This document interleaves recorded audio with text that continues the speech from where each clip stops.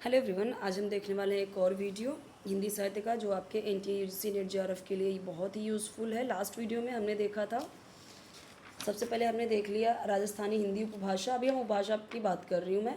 इसके पहले की वीडियोस तो सारे अपलोडेड हैं प्लेलिस्ट में, आप चेक कर सकते हैं। NTUGC JRF करके अलग से प्लेलिस्ट है।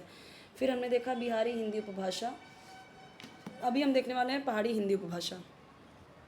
ठीक है, तो इससे हम समझने वाले हैं अभी। पहाड़ी हिंदी उत्तर भारत के, अब आपको पता है पहाड़ किस साइड है, उत्तर साइड है। हिमालय उत्तर साइड, हमारा जो हिमाचल प्रदेश, उत्तराखंड, सारे के सारे उत्तर साइड हैं। तो ऑब्वियसली ये उत्तर भारत में ही होगा, पर्वतीय क्षेत्र उत्तर साइड में ही है।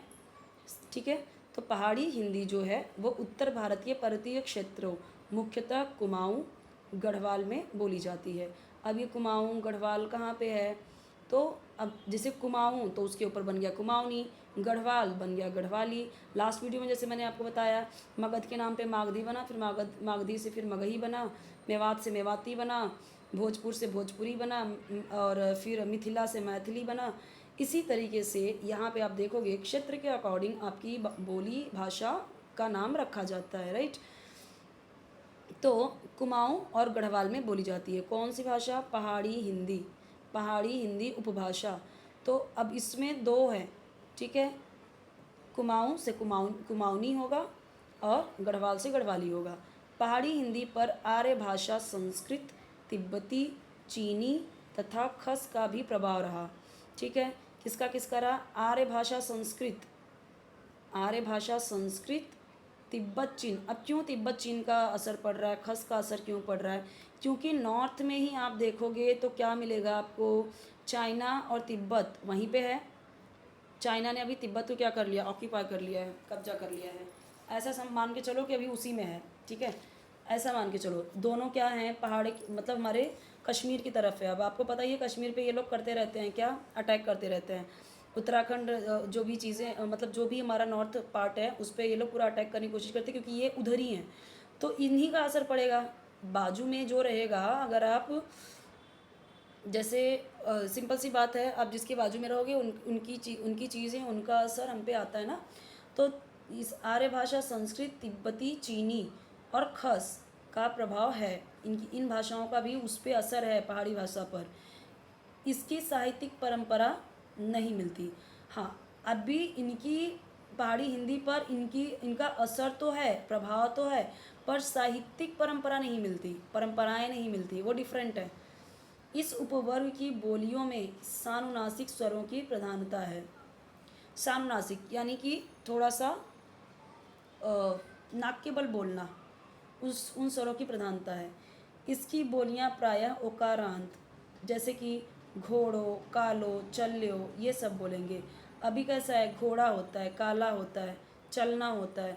ये क्या कर रहे हैं? घोड़ो, कालो, चल्यो, इस तरीके से बोलेंगे। पहाड़ी हिंदी के अंतर्गत दो बोलियाँ आती हैं, कुमाऊनी, गढ़वाली। यहीं पे मैंने आपको बता दिया था ये चीज़। ठीक है, अब उन्हीं दोनों का हम यहाँ पे पढ़ने वाले हैं, कुमाऊनी। अब यहाँ पे समझिए,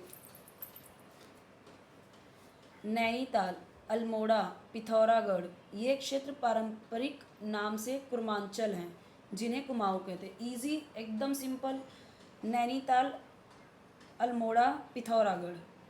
नैनीताल, अल्मोड़ा, पिथौरागढ़, इनका नाम क्या है? कुर्मांचल। कुर्मांचल यानी कुमाऊँ। कुमाऊँ में कौन सी भाषा बोली जाएगी? कुमाऊनी। सिंपल है। खस परजिया, कुमैया, फल्दकोटिया, पछाई, चौगरक्षिया, गंगोला, दानपुरिया, सिराली, सोरियाली, अस्कोटी, जोहारी, रौचो, भैंसी, भोटिया आदि कुमाऊनी की उपबोलियाँ हैं।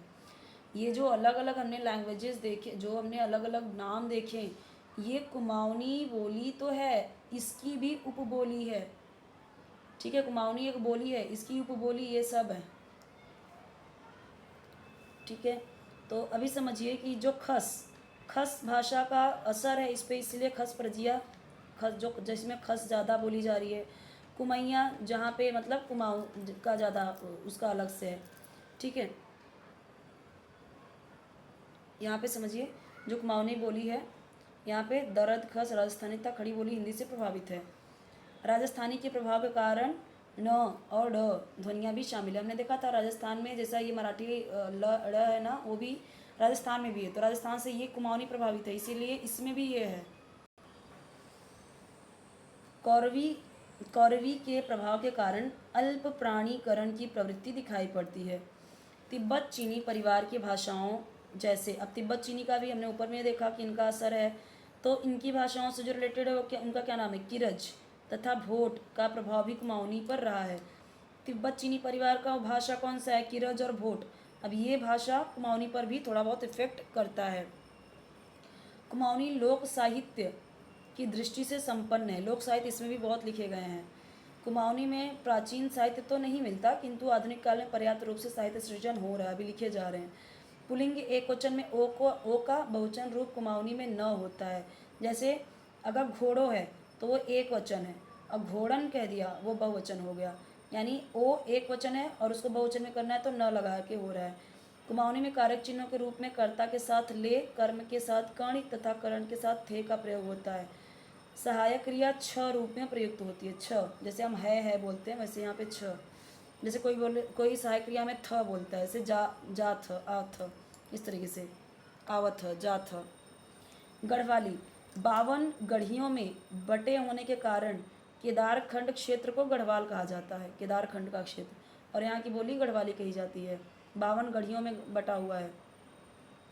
उत्तराखंड राज्य के टिहरी गढ़वाल की बोली गढ़वाली का आदर्श रूप मानी जाती है। गढ़वाली बोली में भोटिया, शक, किरात, नागा और खस जातियों की भाषाओं के अनेक तत्व शामिल है, सब लर्न करना पड़ेगा। इस पर पंजाबी और राजस्थानी का प्रभाव दिखाई पड़ता है। गढ़वाली में लोक साहित्य पर्याप्त मात्रा में उपलब्ध है। ये जो देखो भोटिया, इसे याद कर लो, भेड़िया, शक शक शक होता है जैसे शक करना, ठीक है, तो भेड़िया शक कर रहा है कीड़ा और नाग पर।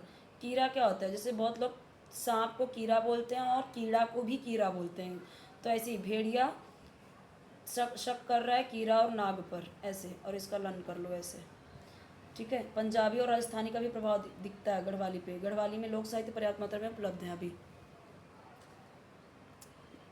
वर्तमान में गद्य तथा पद्य की विभिन्न विधाओं में गढ़वाली साहित्य लिखा जा रहा है, ठीक है। वर्तमान समय में गद्य और पद्य की विभिन्न विधा गढ़वाली साहित्य में लिखा जा रहा है। स्वरों के अनुनासिकीकरण की प्रवृत्ति इसमें बहुतायत दिखाई पड़ती है। अनुनासिकी यानी जैसे छाया, दैंत, पैंसा, ये सब इस तरीके से बोलेंगे।